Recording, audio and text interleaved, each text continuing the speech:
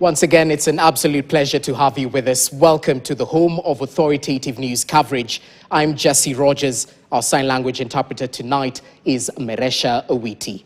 We begin with our top story tonight. Who will be the next Law Society of Kenya president? Well, this is the question on the minds of Kenyans as counting and tallying of votes continues across the country. Advocates are hoping to pick a new leadership that will uphold the rule of law ahead of the 2027 general election. Esther Diana covered the voting exercise earlier in the day, and this is how it went.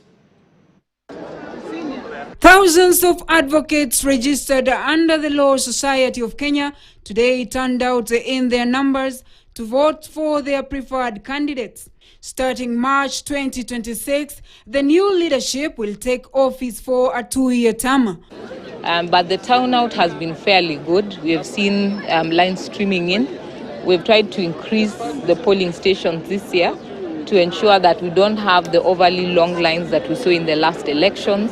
Senior advocates urged those who will be elected into office to follow in the footsteps of the outgoing president, Faith Odhiambo, whom they say was an exemplary leader. I would want to emphasize that my learned colleagues continue the tradition that President Faith Odhiambo set. Faith Odhiambo surprised many. I think she has exhibited very strong leadership, very independent. Because Faith Odhiambo came in at a time that the Law Society was really going down. The elections were conducted by IEBC and monitored by the LSK Election Board. According to LSK, about 20,000 registered advocates were expected to cast their votes for the positions of LSK President, Vice President and Council members. Law Society of Kenya ikiwa compromise, watu wataumia Kenya hii. They expressed the need to safeguard constitutionalism and resist executive overreach and police impunity, and positioning the legal profession to defend democracy ahead of 2027. Because we have seen a government that is overzealous in curtailing the civil liberties of Kenyans.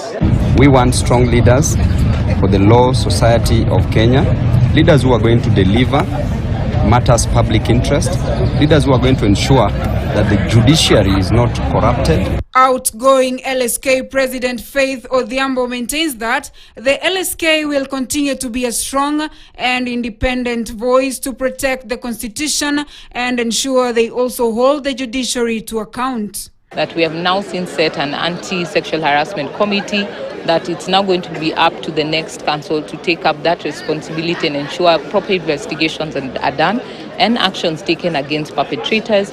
Secondly, we need to see the role of LSK in fighting for our members, particularly on practice space. These LSK elections carry national weight as they come ahead of Kenya's general elections. The new leadership has been urged to defend democracy and resist executive overreach ahead of Kenya's 2027 elections. Esther Diana, KTN, at the Supreme Court, Nairobi. Well, lawyers went to the ballot today, and I understand the vote counting process is still underway.